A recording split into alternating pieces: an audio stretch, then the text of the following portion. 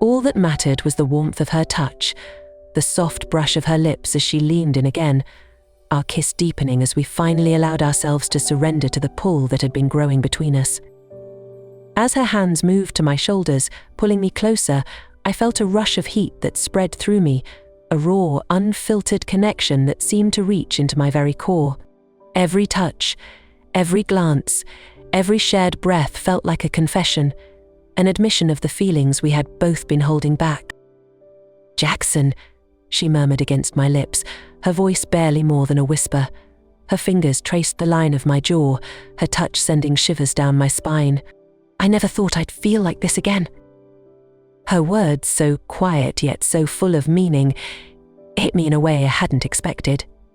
I felt a lump rise in my throat, a mixture of joy and sadness, as if we were both acutely aware of the fleeting nature of the moment.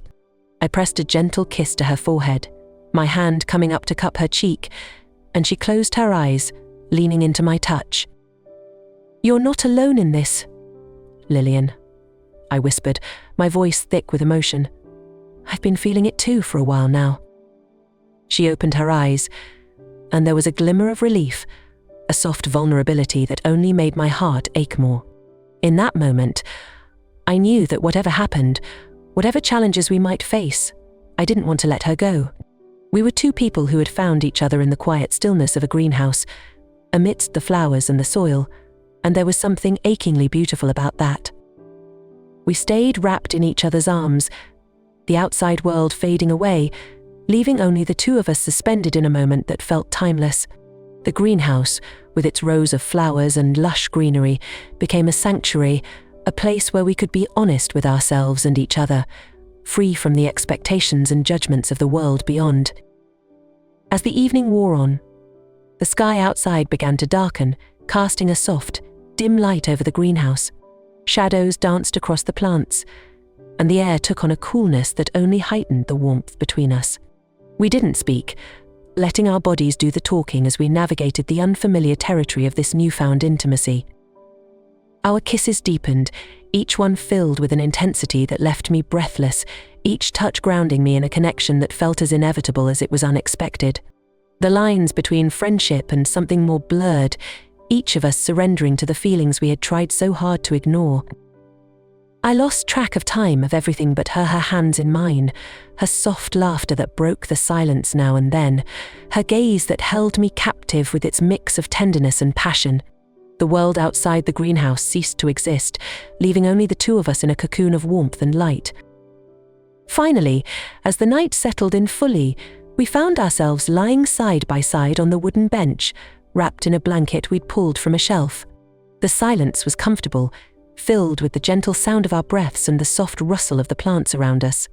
I held her close, my arm wrapped around her shoulders, her head resting against my chest, and I felt a sense of peace that I hadn't known in years. "This feels like a dream," she murmured, her voice soft, almost sleepy. I smiled, pressing a gentle kiss to the top of her head. "If it is, I don't want to wake up." She let out a soft laugh, her fingers tracing idle patterns on my chest. "Neither do I, Jackson." We stayed like that, wrapped in each other, as the night deepened. The greenhouse was filled with the scent of blooming flowers, the air cool but comforting, and I felt as though we had stumbled upon something precious, something that belonged only to us. It was a moment outside of time, a quiet, hidden world where we could be ourselves without fear or hesitation.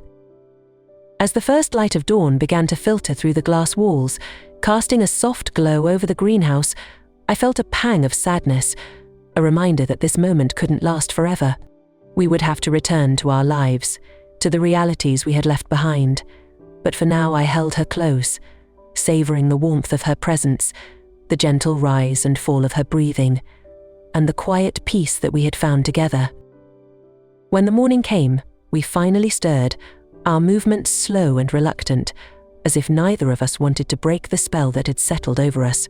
Lillian looked at me, her eyes filled with a mixture of joy and sadness, and I felt my heart ache at the thought of parting ways. "Thank you, Jackson," she whispered, her voice filled with emotion, "for everything." I reached for her hand, giving it a gentle squeeze. I should be thanking you, Lillian. You've changed something in me." She smiled, a soft, bittersweet smile that mirrored the emotions in my own heart. We stood there in silence, holding on to each other, both of us reluctant to let go, both of us aware that this was a moment we would carry with us, a memory that would linger long after we returned to our separate lives. Finally, we pulled away, the reality of the day settling over us like a quiet weight. We exchanged a lingering glance, a silent promise that this wasn't the end, that we would find a way to hold on to what we had shared. As I left the greenhouse and walked back to my own place, I felt a quiet warmth settle over me, a sense of peace that I hadn't known before. I didn't know what the future held, or if we would ever be able to truly be together, but I knew that we had shared something beautiful, something that had changed us both in ways we couldn't yet understand. Over the days that followed, we continued to see each other in the quiet moments, exchanging glances, sharing smiles, both of us acutely aware of the connection we had forged. It was a quiet, unspoken understanding, a bond that defied explanation, a love that had blossomed amidst the flowers and the soil. And though the world around us remained unchanged, we knew that we had found something rare, something precious, a love that would forever remain a part of us, a quiet reminder of the beauty that could be found in the most unexpected places. It was early spring, the first real warm day of the season, and the air in the greenhouse felt heavy, thick with the scent of damp earth and blooming flowers. I was there to help my neighbor, Mrs. Dawson, an avid gardener in her 60s with her prized greenhouse. She had asked me to come by to lend a hand, but when I arrived, I was surprised to find her friend Lillian already inside, carefully tending to a row of seedlings. Lillian was perhaps a decade younger than Mrs. Dawson, and her presence immediately filled the space. She had a quiet grace about her, an elegance that felt out of place among the garden tools and rows of budding plants. When she looked up, her eyes met mine with a spark of recognition, as though she had been expecting me all along. "Hello," she greeted softly, her voice carrying over the quiet hum of the greenhouse fans.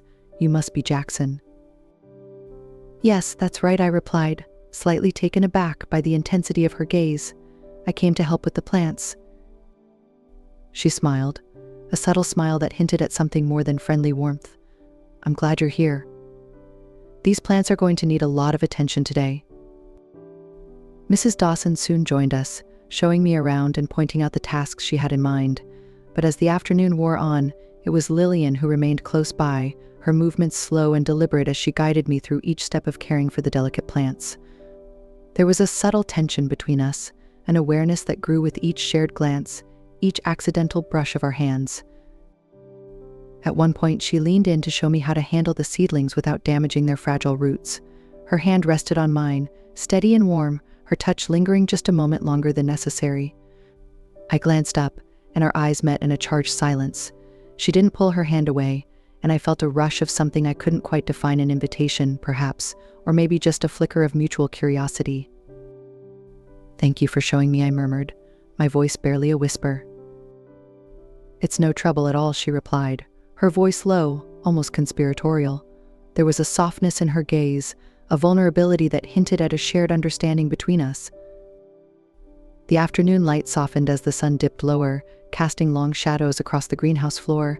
It felt as though we were suspended in a moment that could extend indefinitely, each of us lingering in the quiet intimacy of the greenhouse.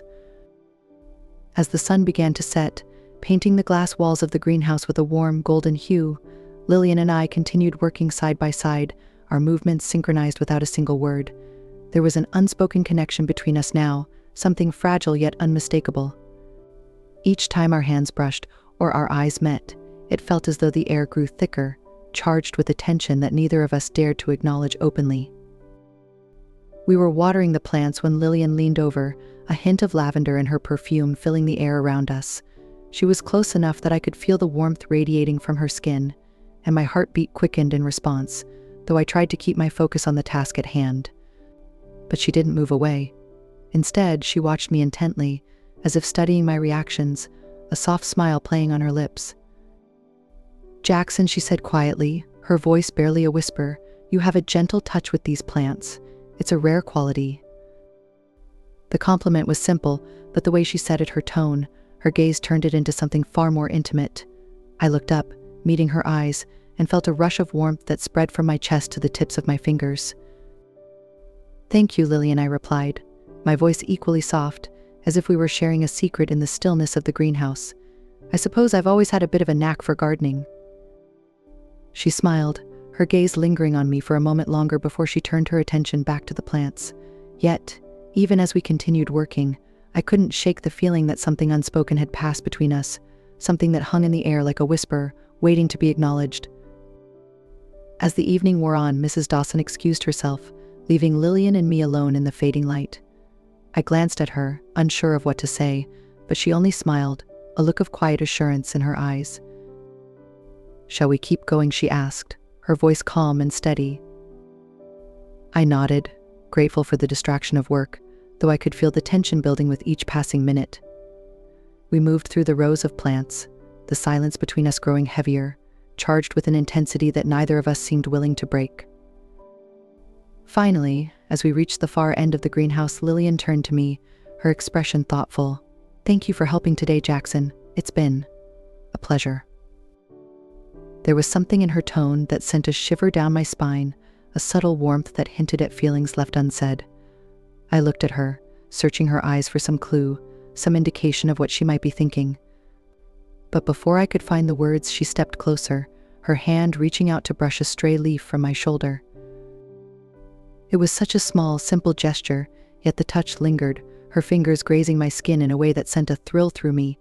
I felt a surge of emotions: curiosity, excitement, a quiet yearning that I hadn't fully acknowledged until that moment. "Lillian," I began, but my voice faltered as she looked up at me, her gaze intense, her expression unreadable. "Yes, Jackson," she replied, her tone soft, inviting. I swallowed, unsure of what to say, but before I could gather my thoughts, she took a step closer, her hand resting on my arm. The warmth of her touch was grounding, yet it also ignited something within me, a spark that I couldn't ignore. The silence between us grew thick, filled with unspoken words and unacknowledged feelings. I felt a pull toward her, a magnetic attraction that defied logic, that seemed to exist outside of time and reason. She looked at me, her gaze steady, as if she were waiting for me to make a decision, to take that final step. But before I could act, she smiled, a soft, almost mischievous smile, and withdrew her hand, turning back to the plants with a graceful ease. The moment passed, but the memory of her touch lingered, a gentle reminder of the connection we had shared, a promise of something more. As we continued working in silence, I couldn't shake the feeling that our relationship had shifted, that we had crossed an invisible boundary into uncharted territory. Each glance, each brush of her hand seemed to hold a deeper meaning, a quiet intimacy that resonated between us like a hidden melody.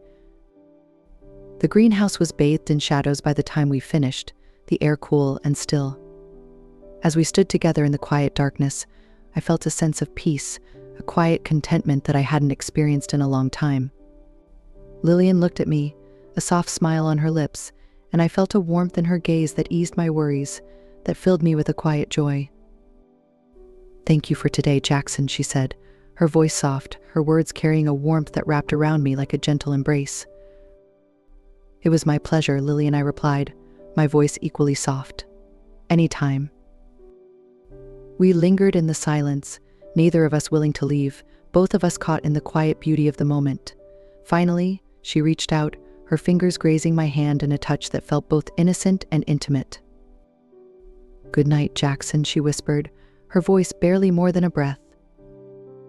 "Good night, Lillian," I replied, my heart pounding as I watched her turn and walk away, her figure disappearing into the shadows. The following days passed in a blur, each one filled with the quiet anticipation of seeing Lillian again. I found myself looking forward to the evenings in the greenhouse, to the moments of shared silence, to the unspoken connection that had blossomed between us. And each night, as we worked side by side, the tension grew, simmering just beneath the surface, waiting for the right moment to come alive. Our glances lingered a little longer, our touches a little more frequent, each one fanning the flames of the unspoken attraction that had taken root between us. One evening, As we were watering the plants, our hands brushed, and neither of us pulled away. Instead, we stood there, our fingers intertwined, the silence around us thick with anticipation. "Jackson," she murmured, her voice soft, almost hesitant. "Yes, Lillian," I replied, my heart racing as I looked into her eyes. She hesitated, her gaze flicking to our joined hands before she looked back at me, a quiet resolve in her expression. "There's something I need to tell you," she began, her voice barely more than a whisper. I nodded, my breath catching as I waited, sensing that whatever she was about to say would change everything. But instead of speaking, she stepped closer, her hand resting on my cheek, her touch gentle yet firm. The air between us felt charged, electric, as if the greenhouse itself held its breath, waiting for what would happen next. And then, without another word, she leaned in, her lips brushing against mine in a kiss that was soft, tentative, filled with a tenderness that took my breath away. I felt a warmth spread through me, a sense of rightness that defied explanation, as though we were two pieces of a puzzle finally falling into place. The kiss deepened, each of us giving in to the pull that had been building between us for so long. Our hands found each other, our fingers intertwining as we stood there, wrapped in each other, the rest of the world fading into oblivion. When we finally broke apart, we stood in silence, our breaths mingling in the quiet stillness, each of us lost in the intensity of the moment. She looked at me, a vulnerability in her gaze that mirrored my own, and I felt a surge of emotions: joy, fear, a quiet certainty that this was only the beginning. "Lillian," I murmured, my voice thick with emotion. She pressed a finger to my lips, silencing me, a gentle smile on her face. "Don't say anything," she whispered, her voice soft, filled with a quiet resolve. "Just be here with me." And so we stood there, wrapped in the quiet intimacy of the greenhouse, our hands entwined, our hearts beating in sync as we allowed ourselves to be, to exist in the moment, without the need for words or explanations. The silence in the greenhouse felt sacred, wrapping around us like a veil, the only sounds coming from our steady breaths and the faint hum of the fans. I could feel the heat radiating from her, the subtle rise and fall of her chest against mine, grounding me in a moment that felt suspended in time. Lillian's hand lingered on my cheek, her touch soft but assured, and I felt myself drawn to her in a way that was both exhilarating and terrifying. We stayed like that, close and quiet, as if any sudden movement would shatter the spell between us. The air was thick with unspoken words, with the weight of the boundaries we were on the edge of crossing. There was a part of me that wanted to question this, to understand how we'd come to this moment, but another part, a deeper part, urged me to stay, to let go of the questions and just feel. Lillian looked up at me, her eyes searching mine, and I saw a glint of something vulnerable, a flicker of doubt that mirrored my own. It was as if we both understood the fragility of what we were sharing, as if acknowledging it out loud would somehow break the quiet intimacy we'd found. Without a word, she rested her forehead against mine, our breaths mingling in the stillness, and I felt an overwhelming surge of tenderness for her, a longing that went beyond mere attraction. I didn't know what this meant for us, for our lives outside this greenhouse, but right now, none of that seemed to matter.